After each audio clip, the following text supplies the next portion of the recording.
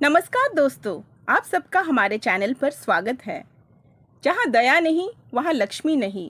क्या माँ लक्ष्मी केवल दीप जलाने और फूल चढ़ाने से प्रसन्न होती है?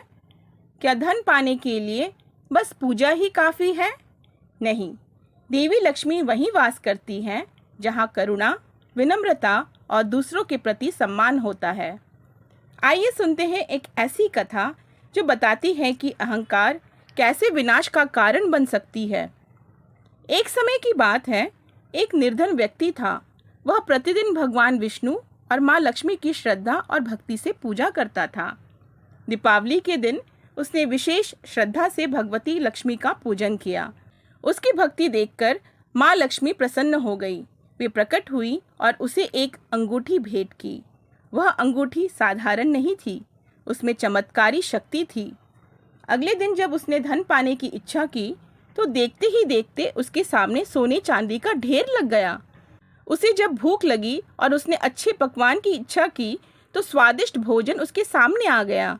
धीरे धीरे उसने उस अंगूठी की मदद से एक भव्य बंगला बनवा लिया, नौकर चाकर रख लिए और हर सुख सुविधा का आनंद लेने लगा। अब उसका जीवन राजा जैसा हो गया था। नगर भर में उसका नाम होने लगा। परंतु वैभव के साथ धीरे धीरे उसका मन बदलने लगा। विनम्रता की जगह अहंकार ने ले ली। एक दिन तेज तूफान और भारी बारिश हुई। कई निर्धन लोगों के कच्चे मकान उड़ गए। लोग इधर उधर भागने लगे। उसी समय एक बुजुर्ग स्त्री उस धनी व्यक्ति के द्वार पर पहुंची। वह कांप रही थी। उसने विनम्रता से कहा, बेटा, बहुत बारिश हो रही है, थोड़ी देर के लिए मुझे भीतर शरण दे दो। उस व्यक्ति ने गुस्से से कहा, ए बुढ़िया, यहाँ क्या कर रही है? बिना पूछे मेरे घर में घुसने की कोशिश मत कर।